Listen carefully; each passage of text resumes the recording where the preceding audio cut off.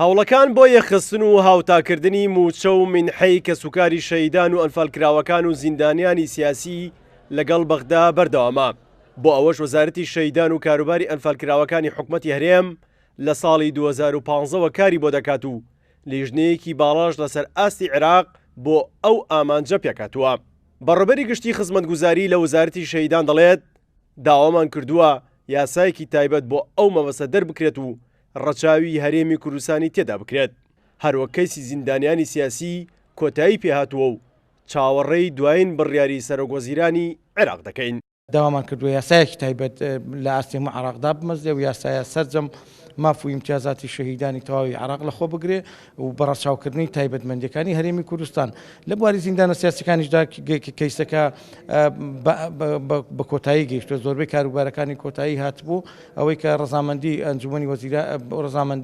ئەنجومەنی وەزیرانی هەرێمی کوردستان و ڕەزامەندی دەستگای زیندانە سیاسیەکانی حکوومەتی ئیتیحادی وەرگیراوە کە زیندانە سیاسیەکان بخرێنە سەر حکوومەتی ئیتیحادی.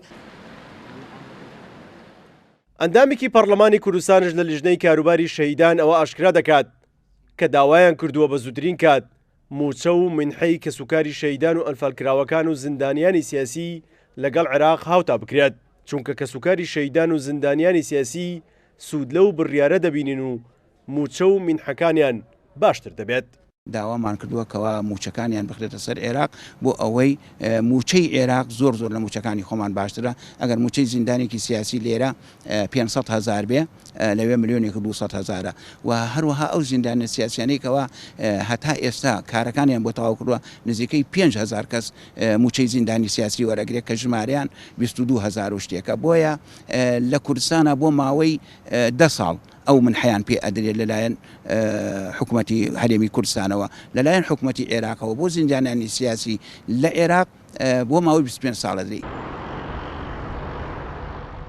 بە جۆرەی زانیاریەکان لە تەواوی هەرێم نزیکەی 22,300 زیندانی سیاسی هەیە کە بەشێکیان سوودمەند بوون و بەشێکی دیکەیان چاوەڕێی ئەوە دەکەن سوود لەو منحەیە وەربگرن. لەگەڵ ئەوەشدا نزیکەی 110,000 شەهید هەیە و لەلایەن کە سوکاریانەوە موچە وەردەگرن و چاوەڕێی ئەوە دەکەن بۆ باشتربوون و ژیان و بارودۆخیان موچەکانیان هاوتا بکرێت لەگەڵ حکوومەتی عێراقی. سیروان حوسێن، کورسان نیوز، هەولێر.